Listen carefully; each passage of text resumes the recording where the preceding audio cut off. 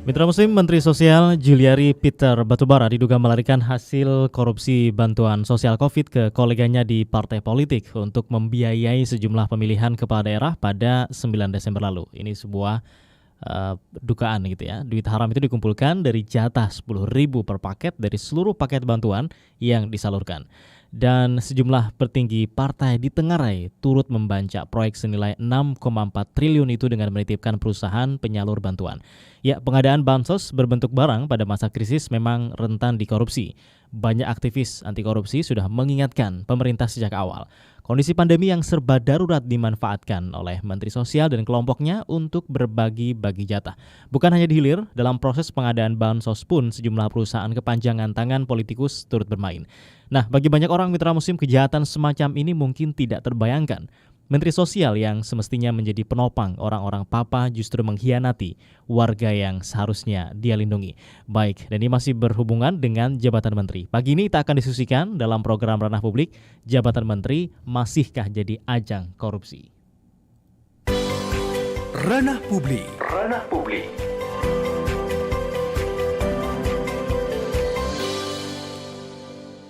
Baik, mitra muslim, hari Senin, Masya Allah kita kembali berjumpa di hari yang ke-21 ya di bulan Desember, atau bertepatan dengan hari yang ke-6 Jumadil Ula 1441 Hijriah, 1442 ya, sudah 42 Hijriah. Baik, dan saya Muhammad Nasir, senang sekali pagi hari ini yang menemani Anda mungkin dalam perjalanan atau di rumah, work from home ya, atau mungkin juga saat ini mitra muslim yang sedang berada di tempat Anda beraktivitas masing-masing. Semoga sehat dan di akhir tahun ini hujan, kemudian juga ada banyak resepsi ya sepertinya di akhir tahun ini. Kemudian juga tentu ada banyak doa yang dipanjatkan, karena biasanya di akhir tahun ini berbagai macam kejadian, ada banjir di beberapa daerah, di Gresik kemudian di daerah lainnya. Tentu kita berdoa kepada Allah agar di akhir tahun diberikan keselamatan dan tentu keselamatan dari koruptor-koruptor yang terus-menerus menggerogoti keuangan negara kita. Apalagi yang terbaru ini ada dua menteri ya yang di OTT KPK, Menteri KKP dan juga Menteri Sosial. Dan di pagi hari ini saya mengajak Anda untuk berdiskusi. Silahkan nanti bisa berinteraksi, bergabung di 03156245555 untuk telepon, dan WhatsApp 0855300938. Juga saya sapa Anda saat ini yang menyaksikan live YouTube Suara Muslim TV. Silahkan tinggalkan komentar terbaik Anda di live chat pagi hari ini. Dan narasumber pertama ada Dr. Hufron SHMH, dosen hukum di Universitas 17 Agustus Surabaya. Assalamualaikum Pak Hufron. Waalaikumsalam warahmatullahi wabarakatuh, Mas Nasir, mitra muslim. Ya, apa kabar Mas? Alhamdulillah seger Pak, hari Senin ini semangat kita insya Allah. Siap, alhamdulillah baik, sehat Mas. Alhamdulillah. Dan kalau bicara hari Senin, ini harusnya kita bicara hal yang menggembirakan ya. Tapi tema kita memang tidak menggembirakan Pak Hufron. Tapi inilah realita yang terjadi di negeri kita.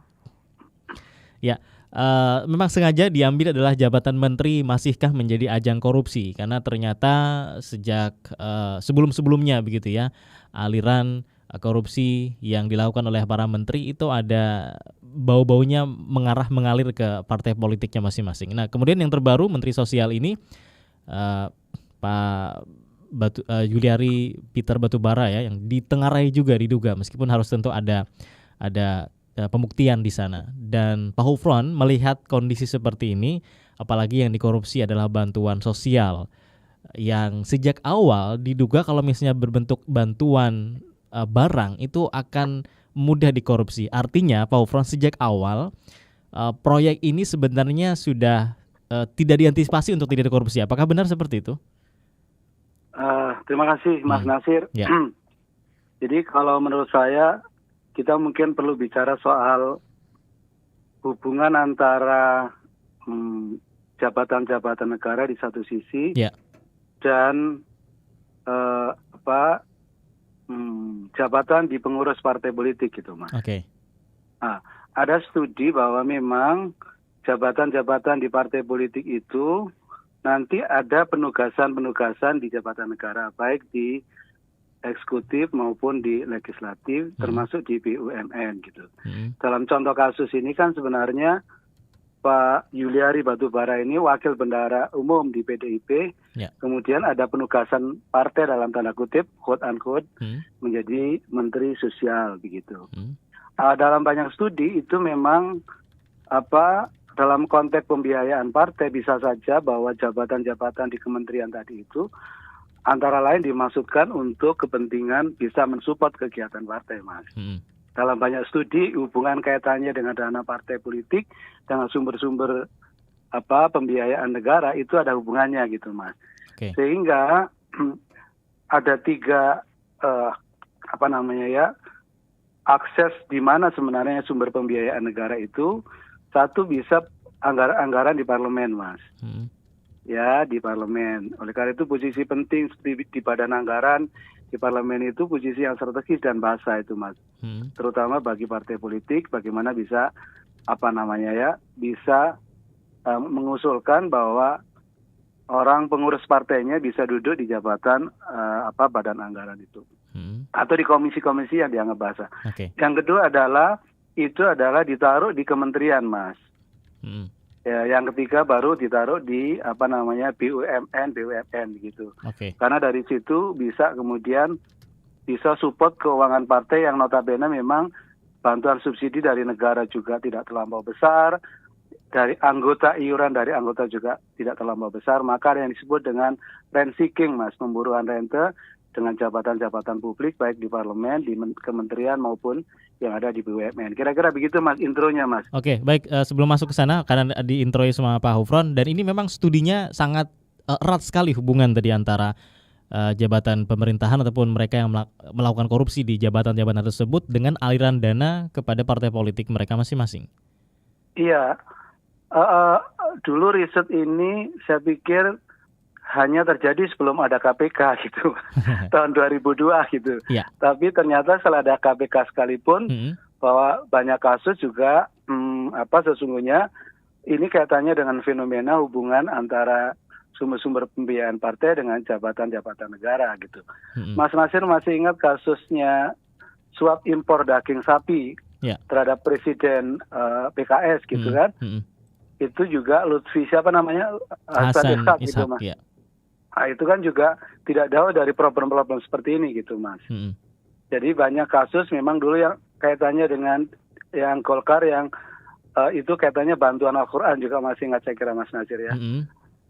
Termasuk kaitannya dengan fit and proper untuk jabatan-jabatan gubernur BI dan seterusnya itu berimplikasi menimbulkan kasus korupsi yang disebut korupsi politik, Mas. Atau tepatnya korupsi kaitannya dengan partai politik gitu ya, Mas. Ya. Sehingga Pak Hufron kan beberapa waktu lalu juga ada usulan, kemudian juga ada entah itu sudah jadi atau belum gitu ya, ada kenaikan pembiayaan partai politik dari suara yang mereka dapatkan di parlemen begitu ya, sehingga ini maksudnya membantu partai politik agar sumber pembiayaannya lebih bagus karena sistem demokrasi kita yang sangat mahal sekali biayanya. Iya, saya kira betul, Mas Nasir, sepanjang bahwa subsidi itu juga dilakukan secara transparan, secara akuntabel gitu, Mas Nasir. Jadi itu satu hal. Yang kedua memang partai politik di Indonesia kan banyak sekali tuh, Mas. Iya. Sehingga kemudian seolah-olah bak jamur di musim penghujan ya. Itu juga problem banyaknya multi partai itu berkonsekuensi terhadap pembiayaan partai, terhadap subsidi partai yang tentu yang memiliki kursi ya, Mas, yang kemudian dapat subsidi dari negara. Tapi menurut saya juga mestinya juga dipikirkan bahwa partai politik itu juga iuran dari membership itu juga mestinya harus ditingkatkan, Mas, dari waktu ke waktu.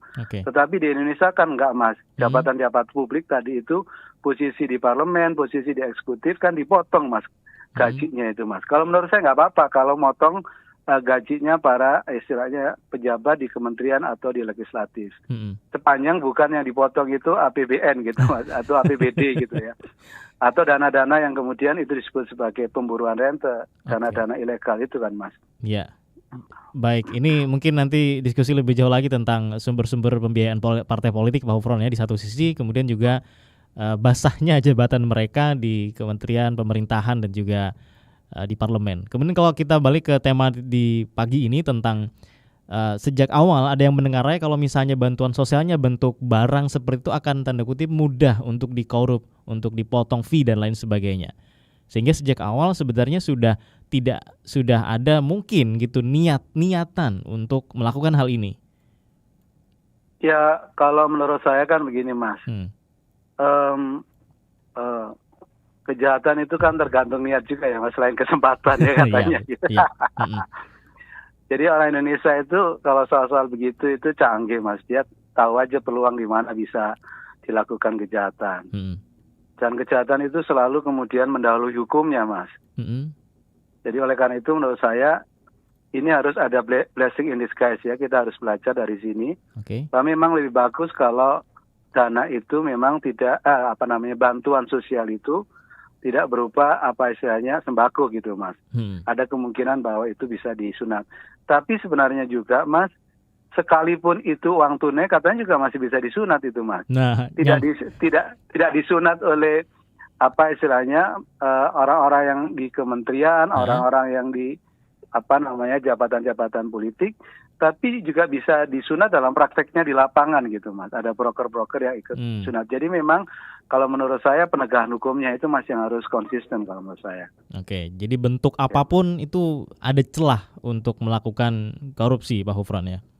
Ya, tapi sistem soal bagaimana bantuan sosial yang menutup celah tetap penting gitu. Antara lain ya tadi ketika proses dari hulu ke hilirnya ini bisa dimonef gitu, Mas, bisa dikontrol gitu, Mas. Dan sanksi terhadap pelanggaran kaitannya dengan dana bantuan sosial itu yang kemudian harus ditegakkan kalau itu betul bahwa dilakukan dalam kondisi bencana begitu, itu kan bisa kemudian dimaksimalkan dengan pidana mati kan gitu, antara lain begitu, Mas. Iya. Oke, bicara aturan ataupun juga tadi masalah regulasi dan penegakan hukumnya, Pak Hufran tentu ingat ya beberapa bulan lalu kita diskusi tentang Perpu Covid yang kemudian jadi undang-undang Covid yang di sana ada pasal yang sangat ramai sekali dikritik tentang pejabat yang tidak bisa dituntut hukum baik secara pidana maupun perdata saat bekerja mengatasi wabah Covid. Nah, ini mungkin apakah karena ini sehingga peluang itu dimanfaatkan karena ada aturannya yang berikan ya mungkin impunitas kepada mereka. Ya, tapi sebenarnya juga imunitas itu bukan imunitas tanpa syarat, Mas. Artinya bukan diberikan begitu saja. Itu dengan catatan bahwa pejabat yang bersangkutan adalah bekerja dengan etikat baik dan sesuai peraturan perundang-undangan. Tapi kalau ternyata di situ ada mens rea ya, Mas, ada niat jahat gitu di balik itu untuk menguntungkan diri sendiri, orang lain, korporasi, dan tidak sesuai peraturan perundangan, khususnya adalah Undang-Undang Pemberantasan Tindak Pidana Korupsi, ya tetap bisa diajukan istilahnya sangkaan atau dakwaan korupsi, Mas, gitu.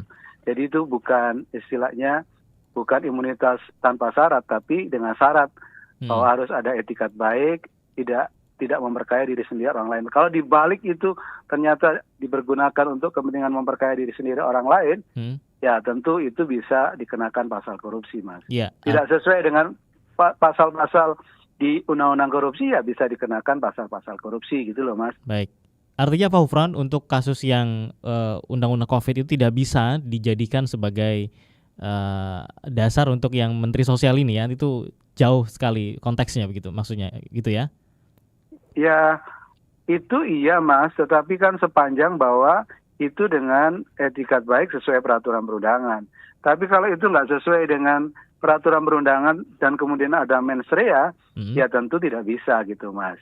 Jadi kan sebuah perbuatan itu ada namanya actus reus, Mas. Actus reus itu peristiwanya, perbuatannya gitu, Mas. Tapi di balik perbuatan itu ada namanya mens rea, niat jahat gitu. Ada perbuatan, tapi perbuatan itu ternyata tidak ada penyalahgunaan kekuasaan. Kemudian yang itu adalah menguntungkan diri sendiri, orang lain, maupun korporasi dan merugikan keuangan negara, ya tidak bisa, Mas, dikenakan pasal korupsi gitu. Sekarang kan tentu harus dibuktikan bahwa di situ ada etikat baik atau tidak. Konon kan ini kabarnya ternyata tidak saja untuk kepentingan istilahnya itu, Mas, pemotongan itu untuk kepentingan pribadi menteri dan para pejabat yang di Kementerian Sosial, tapi juga katanya mengalir untuk dalam konteks support pemilihan kepala daerah dari partai tertentu. Iya kan, Mas? termasuk katanya itu ada aliran dana ke elit partai politik. Tapi tentu harus dibuktikan itu, Mas, kalau menurut saya. Artinya memang dalam hal ini sudah masuk ke memperkaya diri sendiri, bahkan disebutkan tentu harus dibuktikan ya untuk kepentingan jet pribadinya menteri dalam satu kunjungan ke berbagai daerah gitu. Ya, jadi harus dibuktikan ada penyalahgunaan kekuasaan, ada penyalahgunaan kewenangan kan, Mas. Jadi orang memiliki kewenangan harus sesuai dengan peruntukan, maksud diberikan kewenangan itu untuk apa gitu. Jadi kalau ada anggaran ini diperuntukkan untuk kepentingan apa gitu. Kalau di luar kepentingan yang dimaksudkan di dalam konteks penganggaran, ya tentu itu yang disebut sebagai penyalahgunaan kekuasaan atau dipergunakan tidak sesuai dengan maksud diberikan kewenangan itu dalam peraturan perundangan gitu. Ya, ada respons Pak Hufron dari YouTube ini tidak menyebutkan nama ya, KMS TV. Kami sangat prihatin sekali, sudah 22 tahun masa reformasi NKRI masih menjadi sarang korupsi. Apa yang salah Pak Hufron dari sistem kita ini? Ya bukan prihatin, Mas, sangat prihatin. Sangat prihatin. Dalam kondisi pandemi COVID-19, ya tentu mestinya yang dikedepankan adalah apa itu, Mas, istilahnya, Mas, sila kedua Pancasila ya, Mas. Kemanusiaan yang adil dan beradab. Tapi ternyata bahwa di sini ada sebuah tindak pidana yang menurut saya sangat bertentangan dengan prinsip-prinsip kemanusiaan ya, Mas. Ya ini kan orang tega gitu kan, mengambil hak orang lain yang mestinya sangat membutuhkan, tetapi ternyata itu kemudian disunat untuk kepentingan lain gitu. Ya, jadi apa komentar saya? Jadi kalau menurut saya ada kesadaran kolektif, Mas. Aparat penegak hukum di satu sisi, ada jaksa, polisi, KPK, termasuk hakimnya, tentang bahwa korupsi itu adalah common enemy, adalah musuh bersama. Bahwa korupsi itu adalah extraordinary crime, suatu kejahatan yang luar biasa yang hanya bisa diberantas dengan cara-cara yang luar biasa gitu. Artinya cara-cara yang luar biasa itu antara lain dengan dibentuknya KPK, diberi kewenangan menyadap, terus kemudian dilengkapi dengan pasal yang kaitannya dengan pemberatan dengan tindak pidana mati. Itulah seharusnya ada kesadaran kolektif, kesadaran bersama aparat penegak hukum, di sini KPK, kemudian hakim, bahwa ini adalah instrumen ini harus dioptimalkan, diperdayakan begitu, Mas. Jangan itu hanya sebagai kertas mati, macan ompong, normatif ada, tetapi itu hanya seolah-olah sebagai slogan gitu, Mas. Padahal itu kan norma hukum yang harus ditegakkan. Kalau menurut saya memang semangatnya ini harus dipompa, Mas. Semangat penyelenggara negara di satu sisi. Dulu the founding fathers kita mengatakan membaca Undang-Undang 45 itu tidak hanya membaca bunyi teksnya, Mas, tetapi harus membaca suasana kebatinan ketika undang-undang ini dibuat begitu. Sama juga membaca pasal-pasal korupsi itu tidak hanya membaca teks demi teks, tetapi harus ada moral reading di balik itu, bahwa kalau kita tidak berantas korupsi dengan tegas, dengan cara-cara yang extraordinary, tadi muncul 76 tahun kemerdekaan, 20 tahun setelah reformasi, mungkin kita tidak naik kelas, Mas. Ya akan terulang seperti ini gitu loh, Mas. Baik, tadi sempat disebut Pak Hufron untuk tindak-tindakan pidana termasuk hukuman mati, dan dalam kasus ini banyak dimunculkan ya, atau mungkin disuarakan oleh warganet, netizen kepada Menteri Sosial karena sangat memprihatinkan sekali. Itu apakah kira-kira bisa sampai menuju ke sana tuntutan jaksa nanti Pak Hufron, atau hanya sekedar wacana saja? Ya, kalau menurut saya itu kan secara normatif diatur ya, Mas. Artinya secara normatif itu dimungkinkan untuk bisa dijatuhkan pidana mati terhadap pelaku korupsi tindak pidana tertentu. Tindak pidana tertentu itu antara lain tindak pidana yang dilakukan dalam kondisi darurat. Yang kedua adalah dalam kondisi krisis moneter. Yang ketiga dalam kondisi bencana gitu, Mas. Bencana alam. Jadi kalau menurut saya ini memang kan bisa debatable ya, Mas. Betul. Kalau undang-undang itu kan di pasal 2 ayat 2 itu yang disebutkan bencana alam gitu loh, Mas. Tapi sekarang ini kan COVID-19 disebut bencana non alam gitu. Ya ini soal istilah. Jangan-jangan hanya berdebat pada Istilah. tingkatan gramatikal gitu Mas ya. Tetapi pada prinsipnya kan dua-duanya ini hakikatnya kan bencana ya Mas ya. Betul. Maksud saya kita jangan berdiskusi berdebat pada soal-soal yang kulit tapi tidak pada esensi atau isi. Yang kedua Mas, itu kan memang di pasal 2 itu kaitannya penyalahgunaan kewenangan. Jadi kalau mau saja ini dikaitkan dengan tindak pidana korupsi di Kemensos, berarti kan ada seorang pejabat yang menyalahgunakan kewenangannya untuk memperkaya diri sendiri dan orang lain, kemudian diancam yang merugikan keuangan negara, kemudian diancam pidana itu 20 tahun, Mas. Tetapi dapat dilakukan pemberatan di ayat 2-nya itu jikalau ternyata itu dilakukan dalam kondisi bencana alam, kondisi darurat atau dalam kondisi krisis.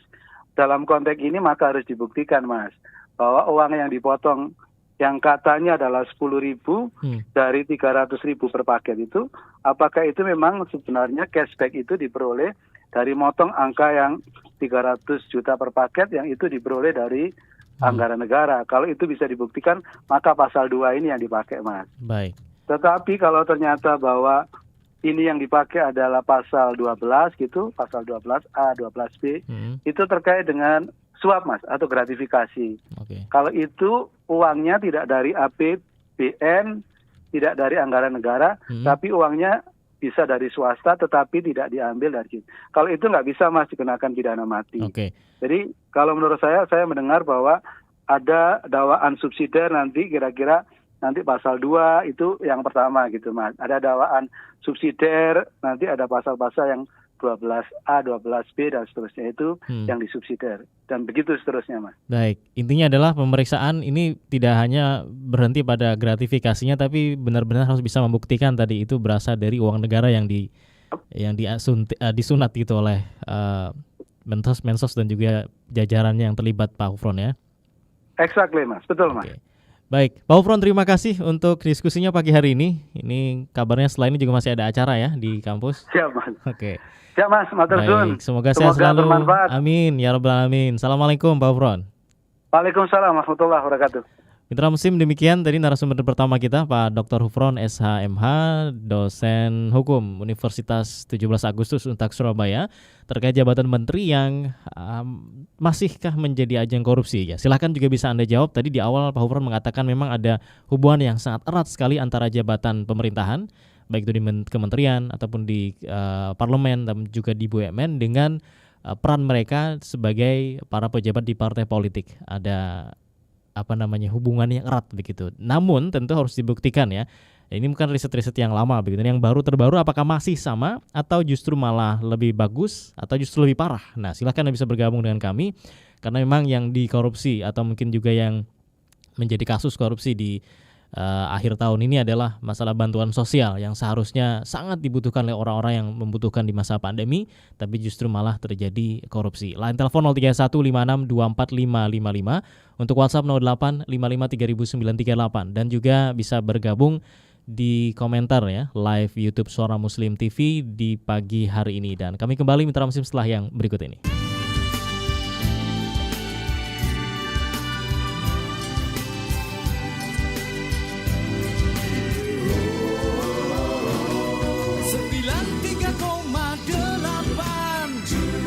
Suara Muslim Surabaya.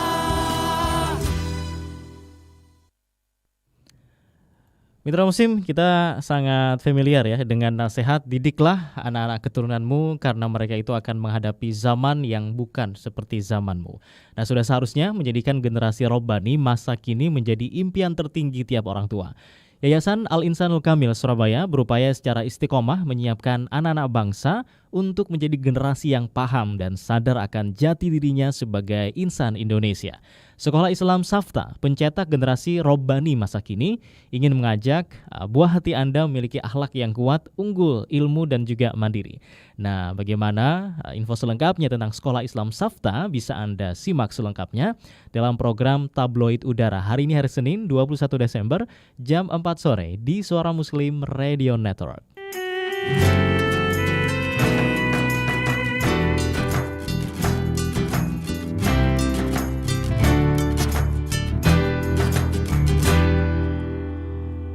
Terima kasih untuk Anda yang sudah menyaksikan saat ini diskusi ranah publik di live YouTube Suara Muslim TV dan juga sudah ngasih like ya, kemudian komentar.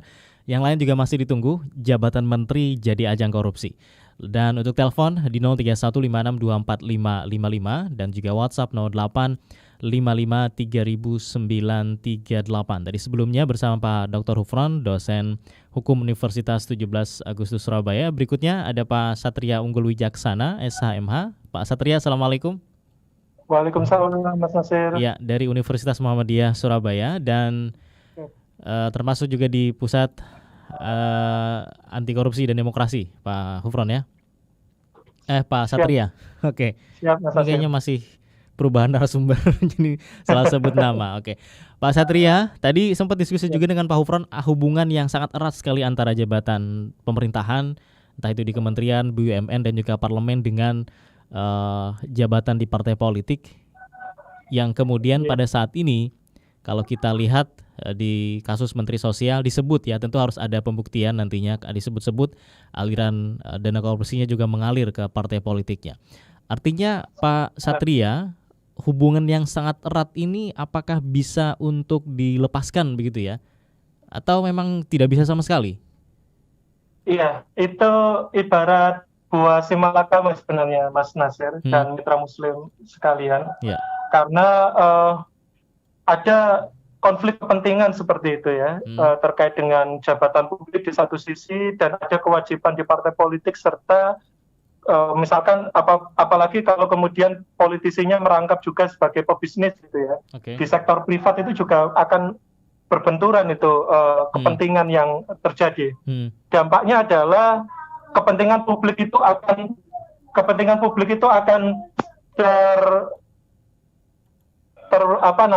terpengaruh dan bahkan kepentingan publik itu akan terkorbankan seperti itu sebagai dampak dari konflik kepentingan tadi.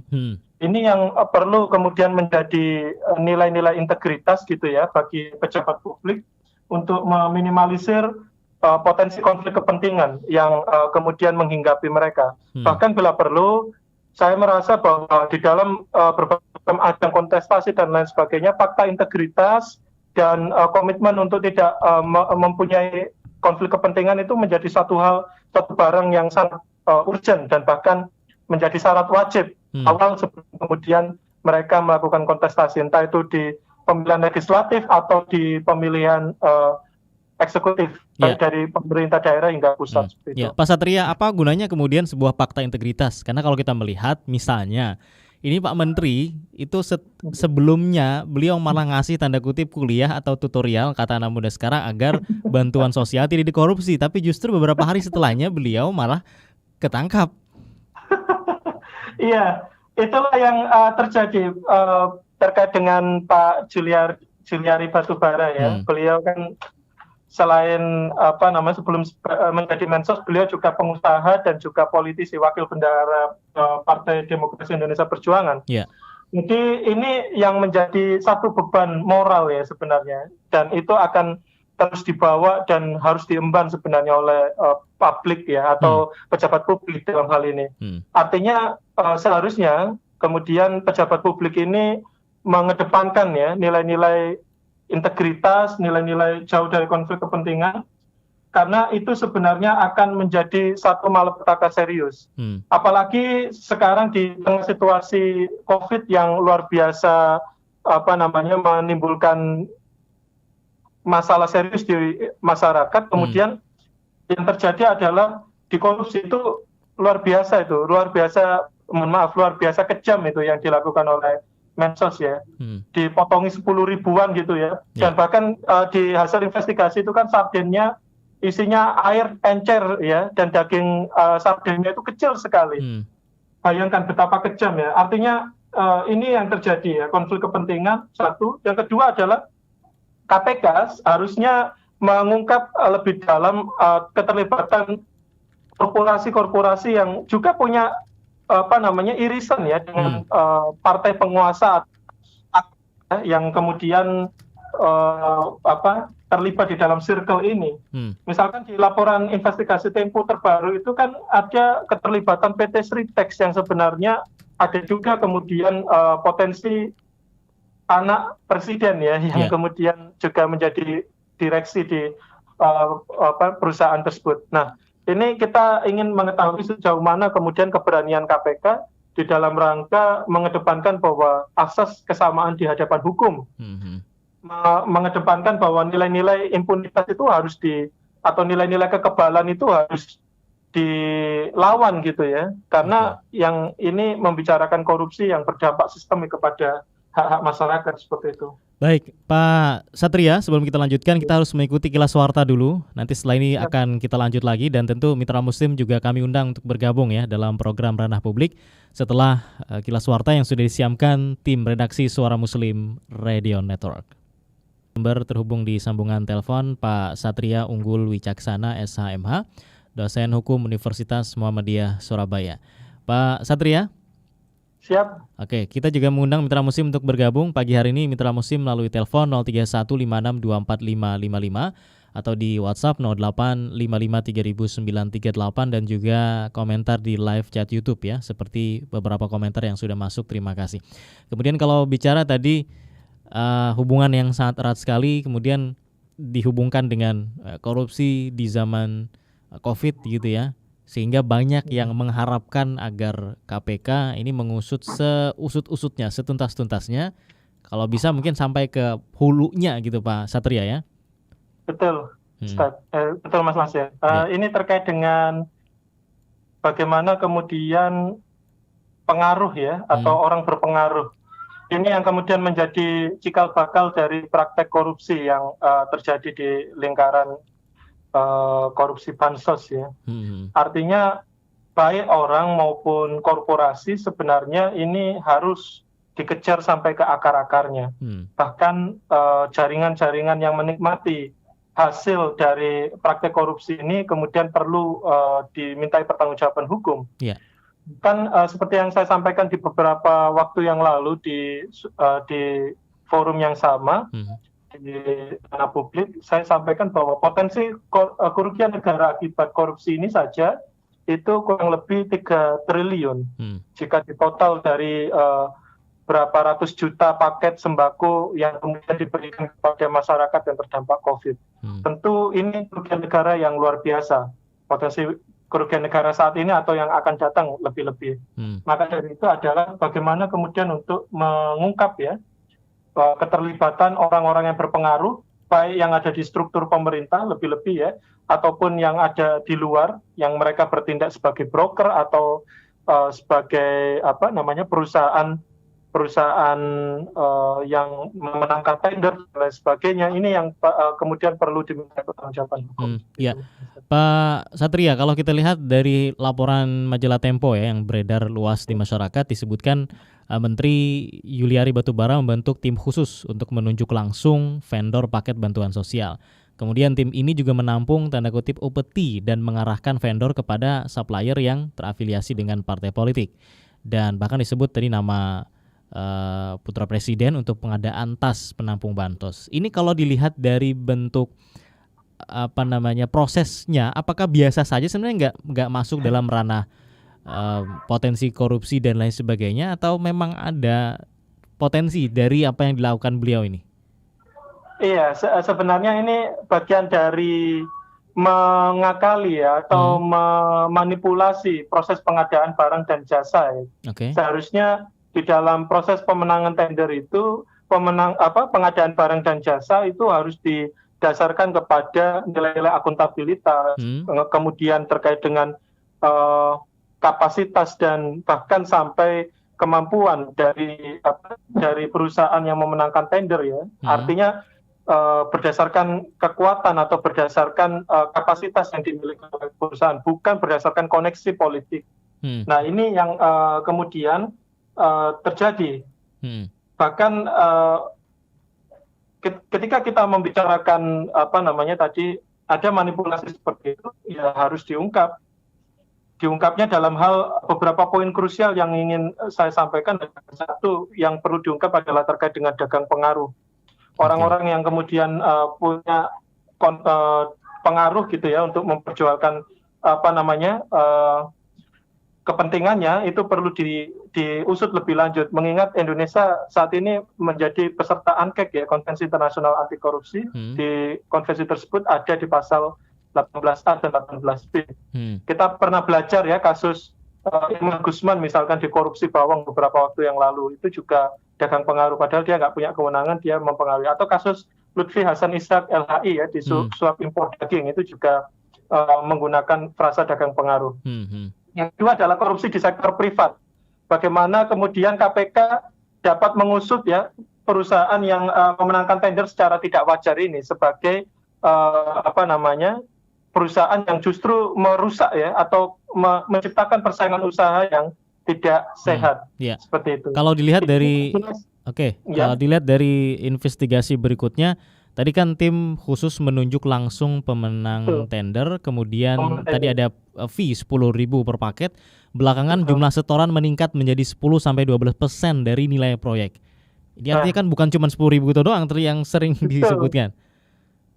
Nah itu yang perlu diusut Mas Nasir. Artinya korupsi di sektor privat itu harus kemudian diungkap ya. Bahkan KPK perlu bekerja sama dengan BPK dan PPATK untuk kemudian menyelidiki aliran dana yang tersalur di perusahaan itu. Baik itu perusahaan yang saya sudah sebut tadi atau perusahaan-perusahaan lain yang itu baik fiktif maupun tidak seperti itu ya. Karena saya potensinya kemungkinan ada perusahaan fiktif yang terlibat. Yang terakhir adalah sejauh mungkin bagaimana kemudian upaya ke depan gitu ya untuk mencegah benturan kepentingan atau konflik kepentingan bagi khususnya kutipan spesialnya ya kepada posisi menteri. Apakah menteri ini mau memilih menjadi pejabat publik ataukah memilih menjadi orang berpengaruh? Kalau menjadi pejabat publik, konsekuensinya adalah keteladanan, memenuhi prinsip good government, ya, tidak boleh suap, tidak boleh korupsi, dan serta mengedepankan nilai-nilai akuntabilitas seperti itu. Tapi kalau menjadi orang berpengaruh, ya potensi besar korupsi akan semakin tinggi seperti itu. Mengingat dia yang diandalkan adalah kekuasaan dan kewenangannya seperti itu. Terakhir Pak Satria, di sebagian partai politik kita melihat ada satu istilahnya nilai moral yang kalau misalnya mereka menjadi pejabat politik, maka jabatan di partai politiknya jabatan di pemerintahan, maksud saya jabatan di partai politiknya dilepaskan. Ini apakah bagian upaya untuk mengurangi tadi konflik of interest ketika mereka menjabat? Betul, itu harus dilakukan Mas Nasir untuk tujuannya adalah memperbaiki demokrasi kita, memperbaiki partai politik kita. KPK sebenarnya di akhir tahun 2019 itu ada kajian ya mengenai integritas partai politik. Tetapi yang perlu diingat ya, ini kayak lingkaran setan seperti itu ya, Mas Nasir ya. Lingkaran setannya adalah partai politik itu tidak akan bisa survive di tengah kontestasi sepanjang politik uang itu tetap ada, masyarakat tetap menerima politik uang, dan bahkan politik berbiaya tinggi itu sering terjadi. Maka dari itu ya gimana ya caranya ya? Saya teringat apa yang disampaikan oleh Burhanuddin Muhtadi ya di bukunya tentang food buying. Ya. Ini di luar konteks korupsi sebenarnya, tapi bagaimana reforma partai politik. Artinya ya partai politik harus bertransformasi menjadi lembaga publik gitu ya, yang dia memiliki kewenangan dan tanggung jawab publik, menjaga akuntabilitas, kemudian proses pendanaan partai politik itu harus juga dibuat transparan, bahkan nilai-nilai kaderisasi hingga kemudian sampai kepada detailnya adalah sistem pencalonan dan lain sebagainya harus dibuat untuk meminimalisir korupsi sedemikian rupa. Bahkan termasuk orang-orang yang memiliki pengaruh tadi harus menandatangani fakta integritas, sehingga masyarakat dapat mengkontrol ya seperti itu. Ini yang harus dilakukan oleh partai politik sehingga lingkaran setan ini tidak semakin besar gitu. Baik, bisa diputus ya. Pak Satria, terima kasih sudah berbagi pagi hari ini. Kita sangat terbatas sekali waktunya, semoga memberikan banyak manfaat ya dan bisa berjumpa di lain kesempatan. Assalamualaikum. Waalaikumsalam warahmatullahi wabarakatuh. Demikian tadi Mitra Muslim narasumber kedua kita dalam program Ranah Publik pagi hari ini, Pak Satria Unggul Wicaksana, SHMH, dosen Fakultas Hukum Universitas Muhammadiyah Surabaya. Dan terima kasih, ini ada respons dari WhatsApp ya. Akan saya bacakan nanti di sesi berikutnya. Kita harus mengikuti dulu satu pesan dari SMA Muhammadiyah 2 berikut ini.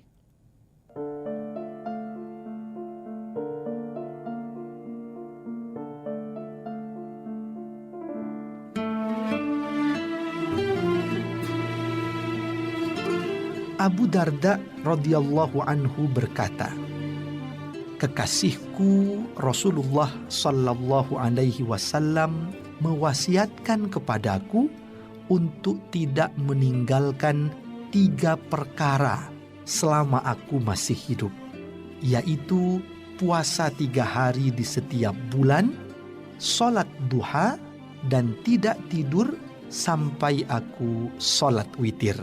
Hadis riwayat Muslim.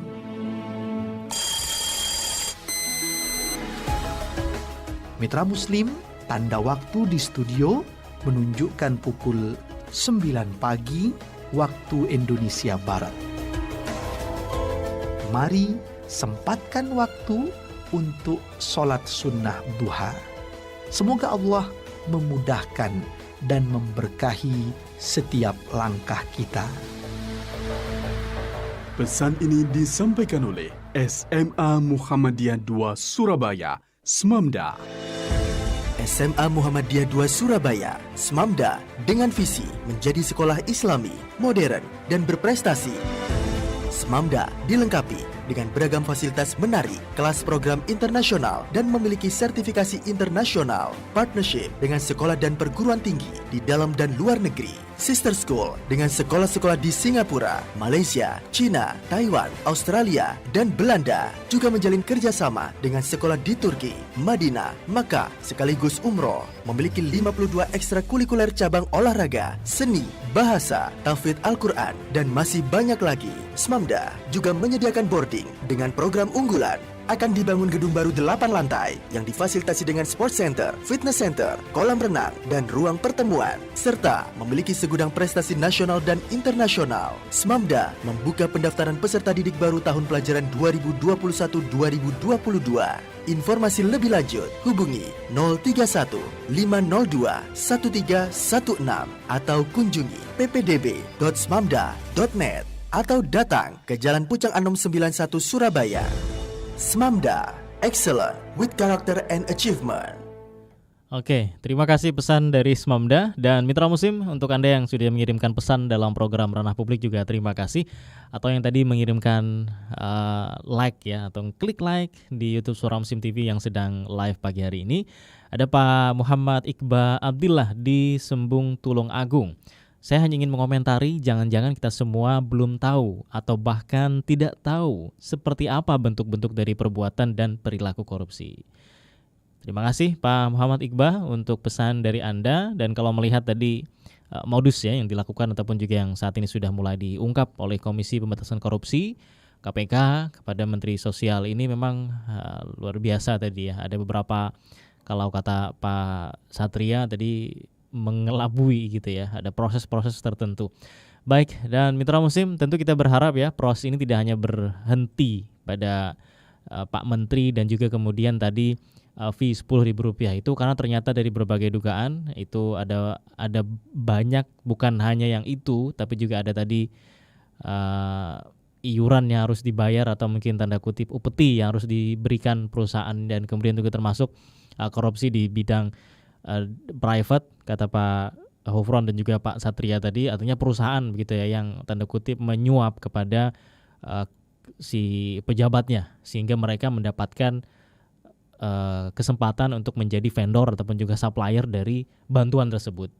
Kemudian ini sepertinya Mitra Muslim di 2021 nanti bantuan sosial akan diberikan dalam bentuk rupiah ya, dalam bentuk uang begitu. Karena kalau kemarin dari informasinya yang disampaikan oleh Pak Presiden itu sampai Desember 2020 dirupakan dalam bentuk bantuan agar tidak dipakai liburan entah itu mudik ataupun juga libur akhir tahun, begitu katanya. Sehingga nanti 2021 akan dirupakan dalam bentuk uang. Dan apapun bentuk itu mitra muslim, bantuan sosial yang diberikan oleh pemerintah ini tentu merupakan bagian dari upaya untuk menstimulus agar roda perekonomian terus berjalan, termasuk juga masyarakat yang membutuhkan masih bisa hidup dan lain sebagainya. Tapi tentu korupsi untuk hal ini harus benar-benar dihukum seberat-beratnya. Mungkin Anda semua setuju ya dengan pendapat ini, semua harus dihukum seberat-beratnya. Baik, dan segenap mitra siar yang bertugas dalam program Ranah Publik mengucapkan terima kasih atas kebersamaan Anda, dan insya Allah kita akan jumpa lagi dalam pertemuan-pertemuan yang akan datang. Mitra siar yang bertugas, produser eksekutif Praga Satria, gatekeeper Elsa Khairunisa, videografer Edi Haryanto, dan saya Muhammad Nasir. Serta mitra muslim jangan lupa untuk melaksanakan berbagai macam protokol kesehatan. Apalagi di akhir tahun, ini mungkin sebagian ada yang sudah merencanakan untuk keluar kota, untuk libur, untuk mungkin balik gitu ya. Jangan lupa untuk menjaga kesehatan, kemudian menjaga jarak, mencuci tangan dengan sabun, kemudian juga menggunakan masker, dan tentu menjaga imun. Kemudian juga kita meningkatkan iman agar senantiasa aman. Subhanakallahumma bihamdika asyhadu an la ilaha illa anta astaghfiruka wa atubu ilaik.